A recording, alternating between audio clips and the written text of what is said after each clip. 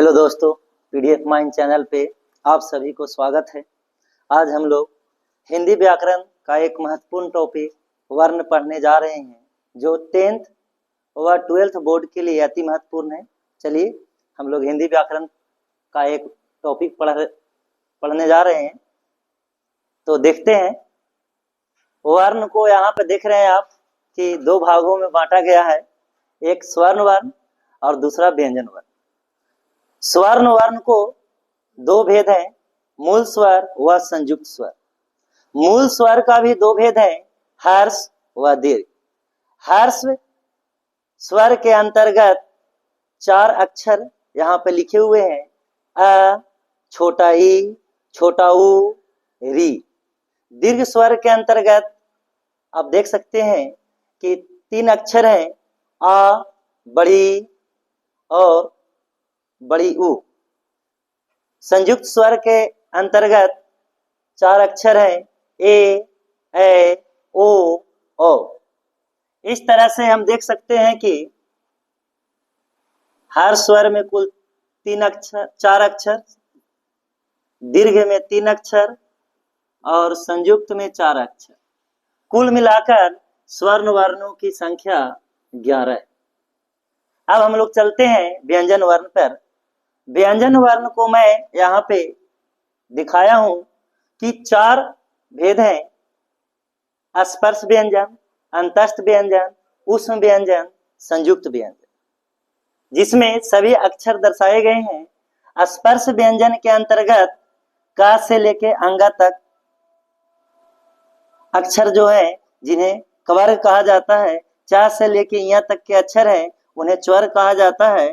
ट से लेके त्वरिणा तक का अक्षर को ट्वर कहा जाता है। त से लेके न तक के अक्षर को त्वर कहा जाता है और प से लेकर म तक के अक्षर को त्वर कहा जाता है। इस तरह हम कह सकते हैं कि स्पर्श व्यंजन की कुल संख्या 25 है।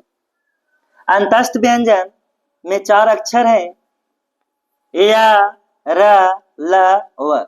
ये आपका बिहार वो 10th व 12 दोनों में कई बार आ चुके क्वेश्चन है। उस व्यंजन के अंतर्गत भी चार अक्षर आते हैं, तलवी स, मूर्धनी स, दंती स, ह। और संयुक्त व्यंजन के अंतर्गत चार अक्षर हैं, संयोगी छ, त्र, ज्ञ, स्र।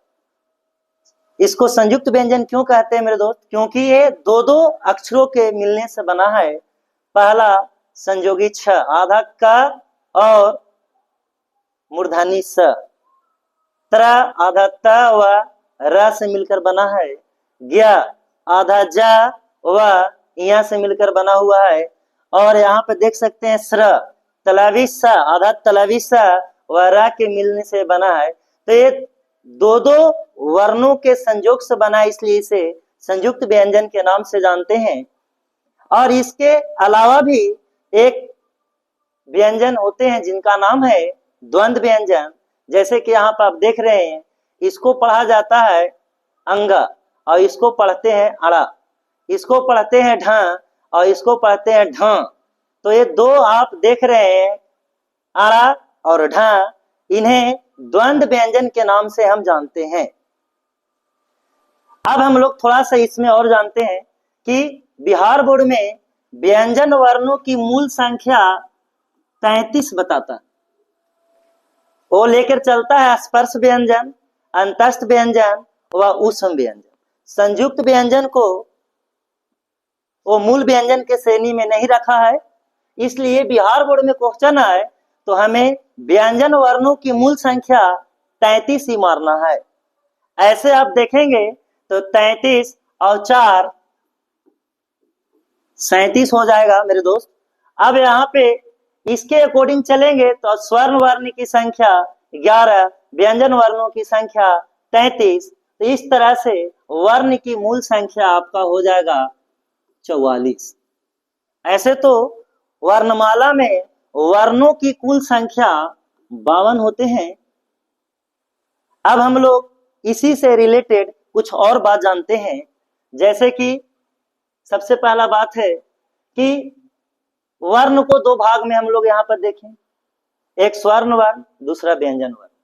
स्वर्ण वर्ण को दो भाग हम देखें यहाँ पे, दो भेद, मूल स्वर, संयुक्त स्वर। तो मूल स्वर इसको क्यों कहा गया? मूल स्वर इसको इसलिए कहा गया क्योंकि ये किसी दूसरे के सहयोग से नहीं बने हैं, बल्कि ये अपने आप में स्वतंत्र हैं। और संयुक्त स्वर इसको इसलिए कहा गया क्योंकि आप जब संधि पढ़ेंगे देखेंगे कि ए, ऐ, ओ दो दो स्वर वर्णों के मेल से बना होता है। अब हम लोग बात करते हैं व्यंजन वर्ण का। तो व्यंजन वर्ण को यहाँ पे देख रहे हैं कि 4 भेद हम दर्शाए हैं। तो व्यंजन वर्ण में पहला भेद आपको आता है बिहार बोर्ड में स्पर्श व्यंजन। तो स्पर्श व्यंजन की संख्या यहाँ 25 रखा गया। तो इसको स्पर्श क्यों कहा जाता है? तो मैं इसके आगे जस्ट उच्चारण का एक पढ़ाऊंगा, तो वहां पे आपको इसके बारे में मैं बताऊंगा। इसको अंतस्थ व्यंजन क्यों कहा जाता है, इसको ऊष्म व्यंजन क्यों कहा जाता है, इसको संयुक्त व्यंजन क्यों कहा जाता है। आप देखेंगे कि कैसे इसका नामकरण हुआ। चलिए, इससे पहले मैं आपको थोड़ा सा और वर्ण के बारे में बता दूं। अनुस्वार व विसर्ग को आयोगवाह के नाम से हम जानते हैं। अनुस्वर व विसर्ग को हम आयोगवाह के नाम से जानते हैं। यहाँ पे आप देख रहे हैं आयोगवाह। मात्राएं जो कि बिहार बोर्ड में भी आता है 10 होते हैं। कौन कौन होते हैं? तो यहाँ पे आप देख रहे हैं, ऐसे सारे का नाम भी होता है। यहाँ पे देखिए स्वर वर्णों की संख्या, जैसे कि मैं पीछे बताया, स्वर्ण वर्णों की संख्या 11, व्यंजन वर्णों की मूल संख्या 33, वर्ण की मूल संख्या 44। वर्णों के क्रमबद्ध रूप को वर्णमाला कहा जाता है। वर्णमाला मतलब कि अक्षरों की माला। हिंदी में वर्णमाला में कुल 52 वर्ण होते हैं। इसके पश्चात हम लोग पढ़ेंगे सभी वर्णों का उच्चारण स्थान। आप देख रहे हैं यहाँ पे कंठ से उच्चारण होता है अ, आ, क्वर्ग। क्वर्ग में आपको लेके चलना है 4 अक्षर क, ख, ग, घ। और ह विसर्ग, जैसे कि विसर्ग इस तरह से होता है। इसके बाद तालु से उच्चारण आपका होता है मेरे दोस्त, छोटा ए, बड़ा ए, च्वर्ग या तलवी स। मूर्धा से उच्चारण होता है री, त्वर्ग, र और मूर्धनी स। दंत से उच्चारण होता है आपका त्वर्ग, ला और दंती स। ओठ से आपका उच्चारण होता है छोटा ऊ, बड़ा ऊ और पवर्ग। कंठ व तालु से आपका उच्चारण होता है ए और ऐ। दंत और ओठ से उच्चारण होता है ओ औ। दंत और कंठ से उच्चारण मात्र एक अक्षर है व, जिसका उच्चारण दंत और कंठ से होता है। और जितने भी वर्ग हैं, जैसे कि क्वर्ग, च्वर्ग, त्वर्ग, त्वर्ग, पवर्ग, उनके अंतिम अक्षर बोले तो अंग, इया, त्वर्गिणा, न, म, इन सभी अक्षरों का उच्चारण नासिका से होता है। चलिए हम लोग फिर से आगे चलते हैं, थोड़ा सा समझते हैं कि उच्चारण स्थान पे थोड़ा सा यहाँ पे ध्यान देंगे। सबसे पहले बात मैं पहले बताया था कि इसको स्पर्श व्यंजन क्यों कहा जाता है। स्पर्श व्यंजन इसको इसलिए कहा जाता है क्योंकि इसका उच्चारण कहीं ना कहीं हमारे उच्चारण स्थानों के घर्षण होने के उपरांत होता है। जैसे कवर्ग में चलते हैं का, ख, ग, घ, ये सारे अक्षर का उच्चारण कंठ से होता है। च, छ, ज, झ, इसका उच्चारण आपका तालु से होता है, जो जीभ के नीचे होता है। त, ठ, ड, ढ, इसका उच्चारण आपका मूर्धा से होता है। और त, थ, द, ध, इन वर्णों का उच्चारण आपका दंत से होता है अर्थात दांत से होता है। और प, फ, ब, भ का उच्चारण आपका ओठ से होता है, इसीलिए इसको स्पर्श व्यंजन कहा जाता है। तो आपको अभी तक समझ में नहीं आया होगा। जैसे कि आप काखा गगा बोलेंगे तो आप कंठ को आप स्पर्श करके देख सकते हैं, आपका कंठ में घर्षण होगा। चचा दादा बोलेंगे तो आपका जीभ नीचे की ओर जाएगा। टाठा डाढ़ा आप बोल के प्रयास करेंगे बोलने का तो जीभ आपका ऊपर की ओर मूर्धा में जाएगा। और तथा दादा आप बोलने का प्रयास करेंगे तो जीभ आपका दंत में स्पर्श होता है।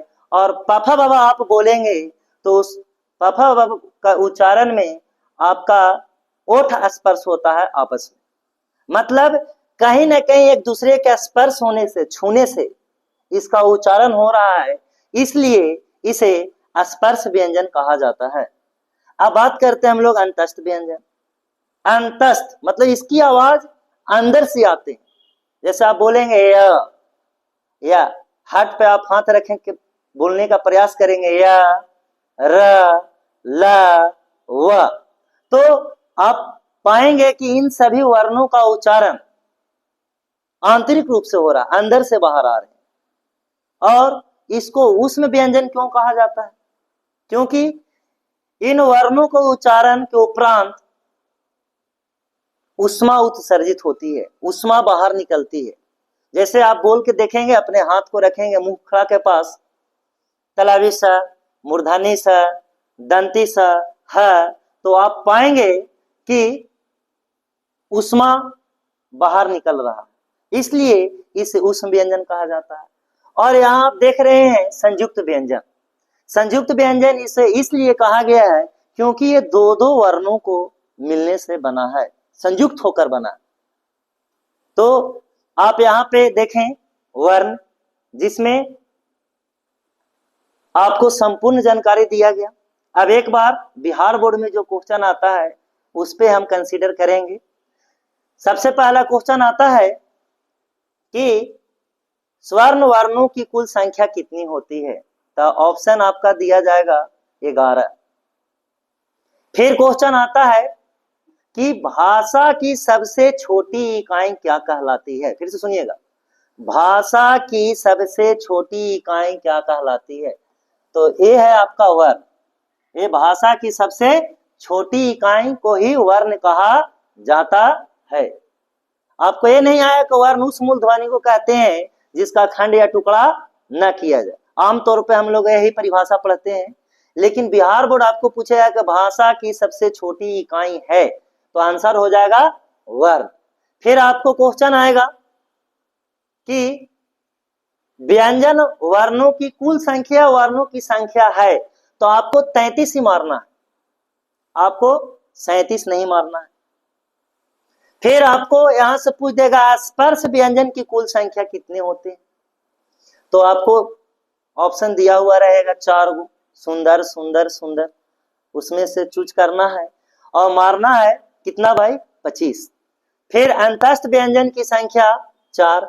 इतना ही नहीं, बिहार बोर्ड में पूछा हुआ है कि अंतस्थ व्यंजन के अंतर्गत अक्षर आते हैं या अंतस्थ व्यंजन है, और इस तरह से 4 ग्रुप बना के दे देगा, या फिर कोई एक अक्षर दे देगा, उसमें से आपको पहचान करना होगा कि अंतस्थ व्यंजन के अंतर्गत आते हैं। ऊष्म व्यंजन भी उसी तरह से पूछ सकता है कि निम्न में से कौन सा अक्षर ऊष्म व्यंजन की श्रेणी में है, कौन सा अक्षर ऊष्म व्यंजन है। फिर यहाँ पे आपको इसको ध्यान देना, संयुक्त व्यंजन खास करके संयुक्त व्यंजन में आप देख रहे हैं कि संयोगी छ, आधा का बोले तो यहाँ पे का में हलंत लगा हुआ है और ये मूर्धनी सा है। ऑप्शन ऐसे दे देगा, आधा का और मूर्धनी सा में भी हलंत लगा देगा। फिर यहां से का पूरा का रहेगा ये, और यहाँ मूर्धनी सा में हलंत लगा देगा। तो दे सकता है इनमें से सभी, कोई एक ऑप्शन सही रहेगा। तो आपको इस चीज पे भी ध्यान देना है। जैसे त्र, तो त्र मिलकर बना होता है आधा त, हलंत लगा हुआ मतलब आधा है वो, आधा त और र से। ज्ञ, इसको ज्ञान नहीं पढ़िएगा, ज्ञ, ज्ञ मिलकर बना होता है आधा ज और य से। और यहाँ पे देख रहे हैं आप स्र, तो ये आधा तलवी स और र से।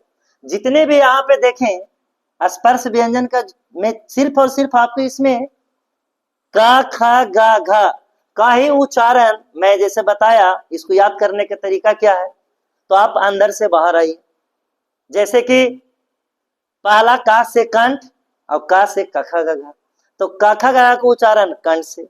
उसके बाद आएंगे हम लोग तालु में, जैसे जीभ के नीचे तालु होता है, पहले नीचे चढ़ेंगे तब ना ऊपर जाएंगे, तो तालु, तालु से आपका क ख ग घ के बाद होता है छ छ ज झ, तो तालु से आपका उच्चारण हो जाएगा छ छ ज झ। फिर नीचे से चढ़ेंगे ऊपर, तो ऊपर वाला को बोला जाता है मूर्धा, मुर्गा नहीं बोल दीजिएगा, मूर्धा, तो टठ डढ़ा का उच्चारण हो जाएगा मूर्धा से। इसके बाद तथ दधा, तो तथ दधा, अब मूर्धा के बाद बाहर आना है हमें, तो दंत, तो तथ दधा का उच्चारण दंत से। उसके बाद पाफा बाबा का उच्चारण दंत के बाद बाहर होता है ओठ, तो ओठ से। और जितने भी वर्ग हैं सभी वर्ग का अंतिम अक्षर क वाला में, कवर्ग वाला में आप बोल सकते हैं अंग, चवर्ग वाला में इया, त्वर्ग वाला में ट्वर्गिण, त्वर्ग वाला में न, और पवर्ग वाला में म। इन वर्णों का उच्चारण नासिका से होता है, नाक से। यदि आप नाक मूंद के बोलेंगे तो इसका स्पष्ट उच्चारण संभव नहीं है। तो आज हम लोग पढ़ें वर्ण के बारे में एक संक्षिप्त जानकारी। चलिए फिर मिलते हैं नेक्स्ट लेक्चर में। धन्यवाद।